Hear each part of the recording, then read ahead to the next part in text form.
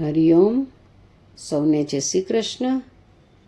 આજે આપણે શ્રીમદ ભાગવતની રચના કોણે કરી અને તેના રચયિતા વિશેની માહિતી જાણીશું.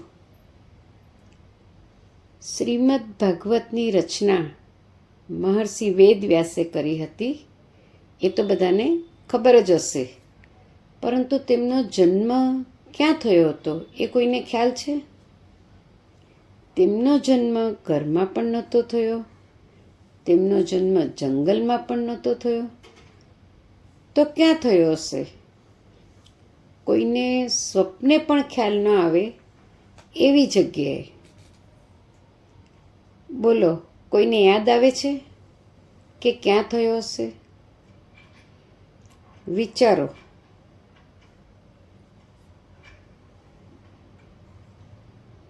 ચાલો હું જ જણાવી દઉં. વેદવ્યાસનો જન્મ દ્વાપર યુગમાં યમુના નદીના એક દ્વીપ એટલે કે આઇલેન્ડ ઉપર એક નાવ એટલે કે નૌકા, ઇંગ્લિશમાં એને આપણે બોટ કહીએ છીએ, એટલે બોટમાં થયો હતો. દ્વીપ પર જન્મ થવાથી દ્વૈપાયન કહેવાયા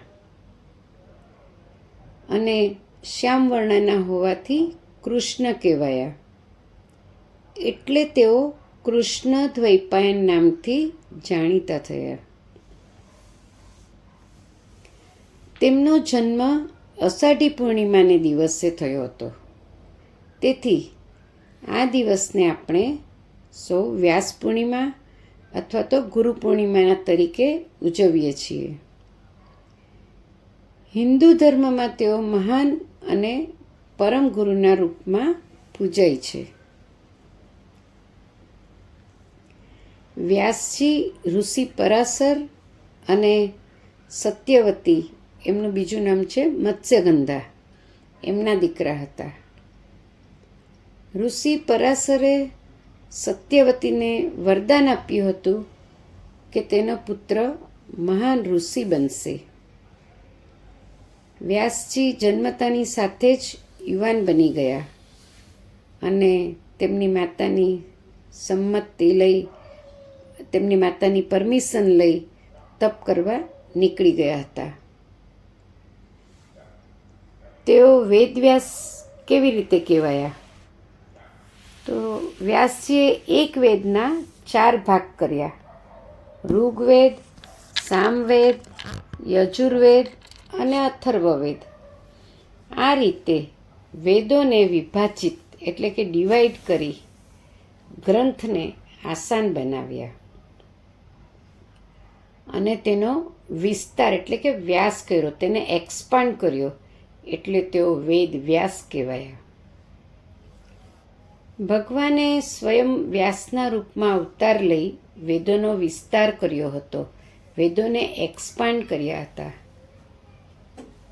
વ્યાસ એક પદવી છે જે વેદોનું સંકલન કરવાવાળી વ્યક્તિને આપવામાં આવે છે. એટલે જ આપણે વક્તા જ્યાં બેસીને કથા કરે તેને આપણે વ્યાસપીઠ કહીએ છીએ. વેદવ્યાસજીએ હિમાલયમાં આવેલા બદ્રીનાથ નજીક બદ્રીના ઝાડથી ભરેલા વનમાં તપશ્ચર્યા કરી હતી અને બદ્રીના વનમાં નિવાસ કર્યો હતો. નિવાસ કર્યો હતો એટલે રહ્યા હતા. બદ્રી એટલે બોર અને નિવાસ એટલે અયણ, એટલે તેમને બાદરાયણ પણ કહેવામાં આવે છે. વ્યાસજીએ 17 પુરાણોની રચના કરી. 17 એટલે 17. પરંતુ તેમને અંદરથી સંતોષ થતો નહોતો. ત્યારબાદ નારદજીએ તેમની અશાંતિનું કારણ જણાવ્યું કે તેમણે ભગવાનની લીલા, ભગવાનનો મહિમા અને પ્રભુના ગુણગાન ગાયા નથી અને તેમના દિવ્ય ચરિત્રનું વર્ણન પૂરતા પ્રમાણમાં કર્યું નથી, જેટલું કરવું જોઈતું હતું. ત્યાર પછી વ્યાસજીએ ભગવાનની લીલા અને કૃષ્ણ ભક્તિ પર જ ધ્યાન કેન્દ્રિત કર્યું, એટલે કોન્સન્ટ્રેશન કર્યું. અને 18મા પુરાણની રચના કરી, જેને આપણે સૌ શ્રીમદ ભાગવત મહાપુરાણ તરીકે ઓળખીએ છીએ. ત્યાર પછી તેમને પરમ સંતોષની અનુભૂતિ થઈ. એમની અલૌકિક પ્રતિભાના કારણે તેમને ભગવાનના 24 અવતારમાંનો એક અવતાર માનવામાં આવે છે. વ્યાસજીને અમરતાનું વરદાન પણ પ્રાપ્ત થયેલું છે. તેઓ 8 ચિરંજીવીઓમાંના એક છે. તેમને આપણે એક શ્લોકમાં જોઈએ. અશ્વત્થામા બલિર્વ્યાસો હનુમાંશ્ચ વિભીષણ કૃપ પરશુરામશ્ચ સપ્તૈતે ચિરંજીવીન. એટલે કે 7 ચિરંજીવીઓનામાં નામ છે અશ્વત્થામા, બલિરાજા, વ્યાસજી, હનુમાનજી, વિભીષણ, કૃપાચાર્ય અને પરશુરામ. અને 8મા ચિરંજીવી છે માર્કંડેય ઋષિ, કે જેમણે મહામૃત્યુંજય મંત્રની રચના કરી હતી. વ્યાસજી જ્યારે સમાધિસ્થ રહેતા ત્યારે ભગવાનના નિર્દેશ અને એમની પ્રેરણાથી ભાગવતજીની રચના કરતા. ત્યાર પછી તેમણે લેખન કાર્ય શરૂ કર્યું.